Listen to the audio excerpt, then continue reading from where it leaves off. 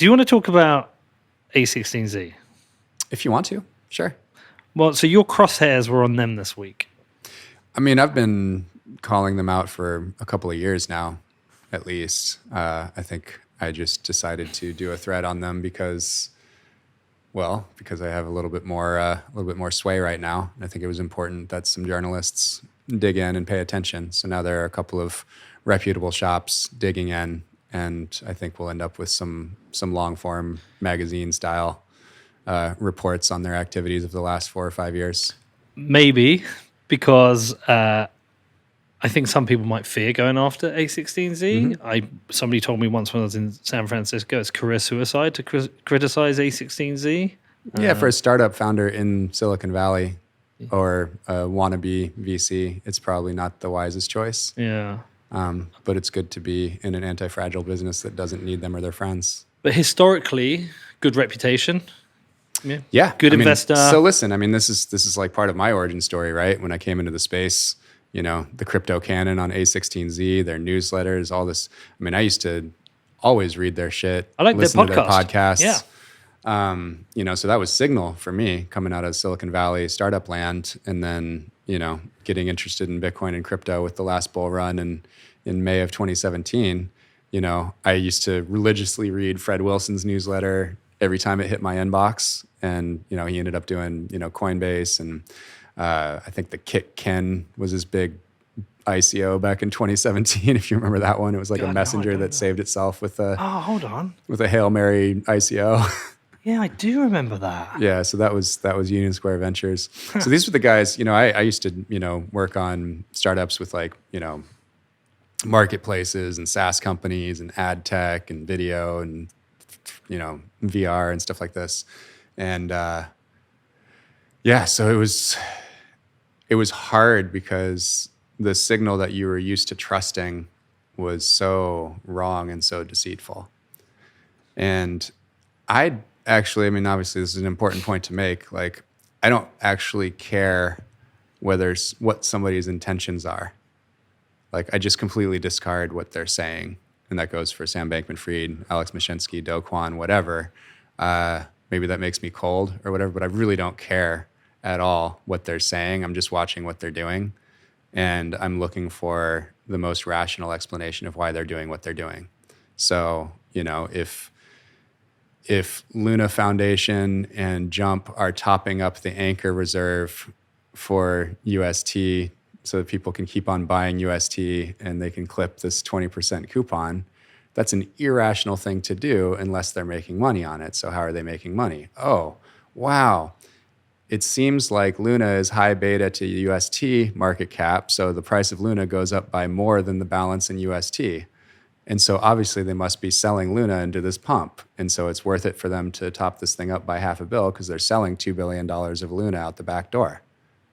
So that's really the formula over and over again. It's like if I see Mashinsky a few days after the collapse of Luna going on an AMA on YouTube and saying, Bitcoin maximalists are responsible for people losing 30% of Bitcoin supply. You should instead send your Bitcoin to me because I'll keep it safe for you. I'm not listening to his words. I'm just saying like, oh, this dude is trying to gather deposits. Oh, he must have a hole. He must be paying out old investors with new investors' deposits. Oh my God, that's a Ponzi scheme. It's going to collapse. Are you surprised by how many people are who are running Ponzi schemes knowing there's pretty harsh penalties at the end of it? Like someone like Mashinsky, my assumption is he ends up in jail. I don't know. I see a lot of pictures. I mean, Kyle Davies and Shuzu or whatever, they're raising a new fund. Three Arrows Capital guys. Shut the fuck. Really? Found out this morning. Yeah, their plans. I saw a rumor on Twitter this morning. Really? Yeah. I mean, they're in Dubai. Nobody's touching them. But there's no extradition treaty, right? Yeah. So they just get to go and live next to all the disgraced people from 2017, 2018. And there's probably like one penthouse they all live in, and they're probably in a polycure. And that's a new word I learned this week. But Mashinsky's in New York. Mashinsky's in New York, right? That's like public knowledge. I know he had a house there. I know he had a house in Austin at some point too, but why are these people not getting arrested? It's a good question. I don't know. I think what they're doing is illegal. Well, back to a16z. talk to me about that. And also, there's quite a tight connection between them and Multicoin.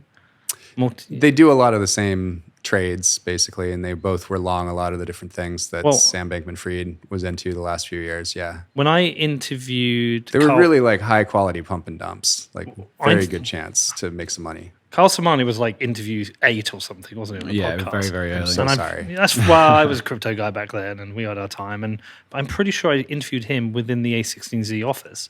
I think a16z were one of their LPs. Could be. Yeah, probably. I think there's a deep connection between the two. Yeah, I know for sure that Kraft is a big LP for them. So David Sachs from the All In podcast, they're a big LP for Multicoin. Hence the Solana thing. Yeah, so Kraft's Solana position last fall was over $1 billion. We heard a rumor at the time that there was a moment in time where Multicoin Capital was the best performing hedge fund in history. Yeah. Is that correct? Well, that's the rumor we heard. I don't know if it was true. Because basically their Solana position was like a 20 million investment that went to 2 billion? Or it was the grade, like the most profitable trade in venture history or something. I'm not supporting it. Just saying that's what these people can do. Yeah, I mean, that wouldn't be as good as like, Google returns for an early round investor in Google or something like that. I think it was over the time period though, because it was maybe. Yeah. Yeah. Well, that's the whole point of crypto VC is short time to liquidity, right? That's the whole point, because you don't have to have product market fit. You don't need to have revenue validation of anything. You're literally just selling a pipe dream and dumping it on people's heads. So back to A16Z, what is it stands out for you, and what do you want to happen here? Because like I agree that they have been funding a lot of crypto nonsense. Yeah. I used to love Chris Dixon. I used to listen to him on podcasts and read his Twitter. Me too. Before he joined Andreessen. Yeah. By the way. But it's all fucking crypto metaverse nonsense now. Yeah. So what are you going for here? Well, it's probably the way that crypto has been allowed to exist in the United States over the last 5 years has been probably the best fit ever as an industry vertical for venture capitalists to make money.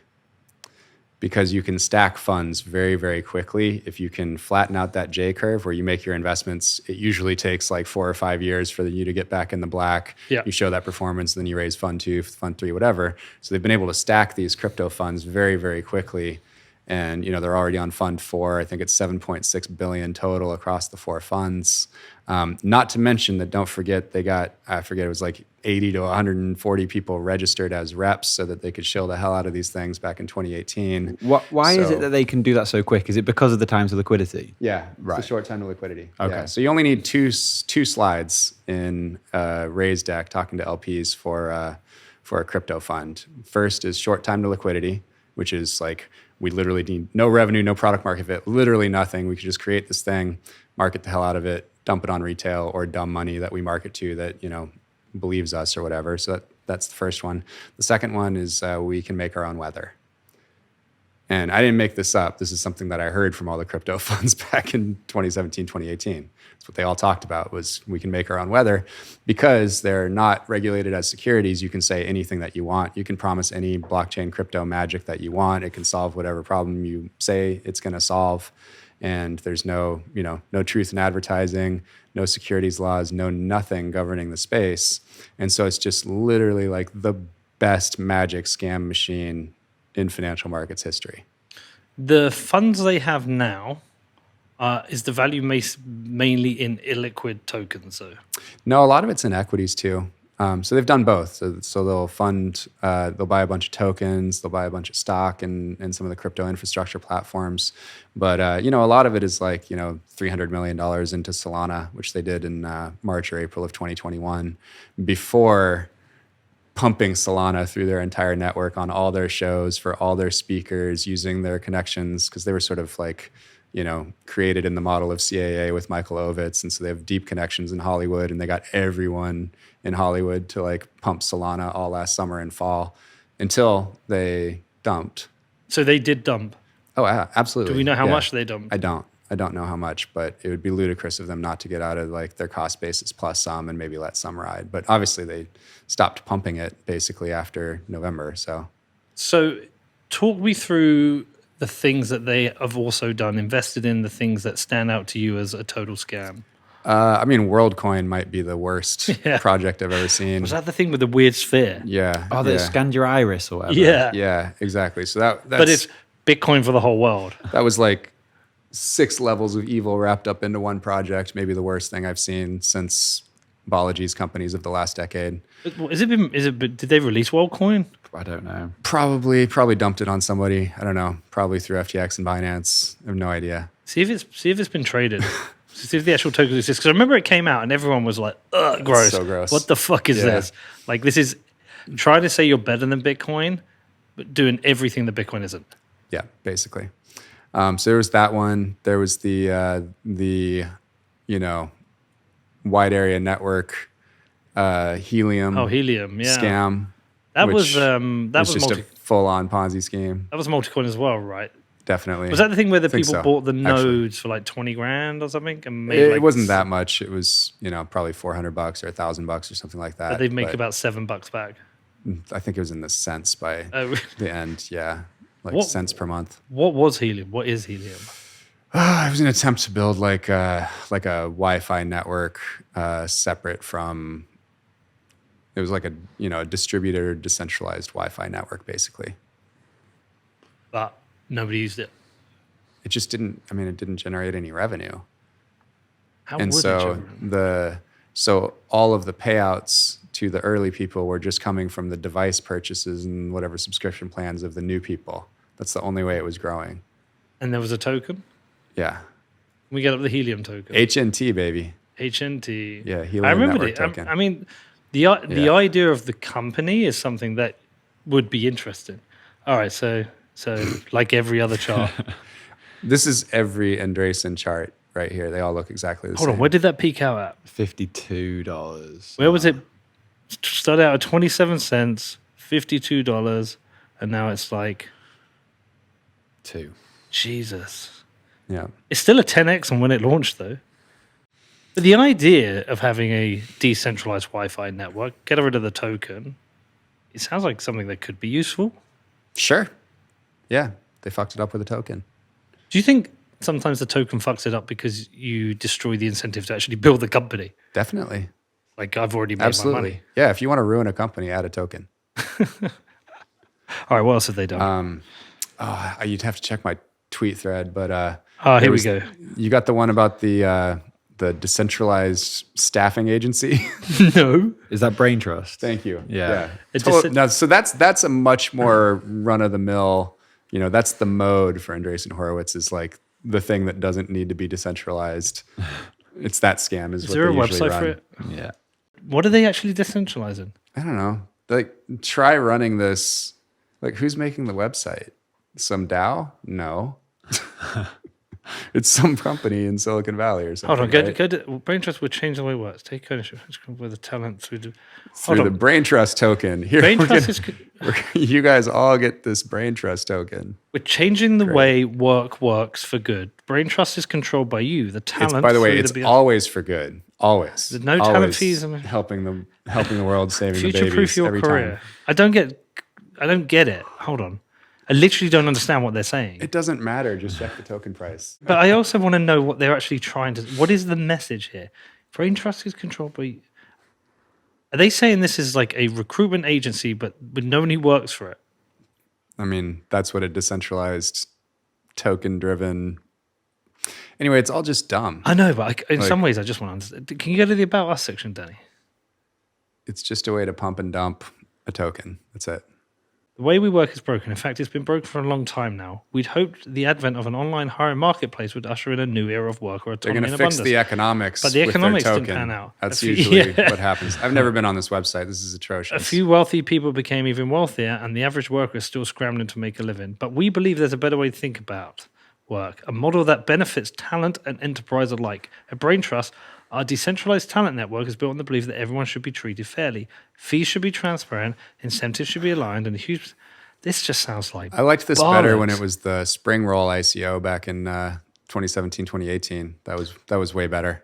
You remember that guy? They are the ones involved. Didn't science back them? Yeah, Science backed them. Yeah, I put 2 Bitcoin into that. Oh, ouch. Yeah. They turn into a lot of spring rolls. I got a load of spring rolls, and Nice. I've still got them probably on a fucking ledger somewhere. I mean, I think what was Bitcoin back then? It was, I don't know. Oh God, it's probably like 10K a bit. No, because it would have been. In the spring of 18 or something. I think it was before I did the podcast. You started the podcast late 18? That's November. Late. We're 2 days 2017. away from November the fifth. 17? Yeah, 2 days away from the 5th anniversary. Yeah, I'm sorry to mess with your memory, but you bought those spring roll tokens in 2018. Did I? I thought it was before. There was no science blockchain yet. It came in 2018. No, but I didn't have the thing is I didn't have I don't think I had the podcast, or maybe I did. I don't know. Anyway, I know I put 2 Bitcoin into it. I remember. I'm so sorry. Yeah. What's the price of the token? It doesn't matter. It doesn't matter. Let's move on. No, the I BRST. honestly, I kind of want to move on from Andreessen anyway. 94%. I honestly, I'll just sum it up by saying there are a bunch of crypto funds that operate similarly and worse. I think it's important to highlight Andreessen because they will have the most social pressure on them from their Silicon Valley compadres up there, and they will affect the most change very quickly and like back away from it. And I think it's like you can chop the head off and basically make all the cockroaches like scurry off into the dark if you can put enough pressure on the biggest, best known of all of them. That's why I'm targeting them.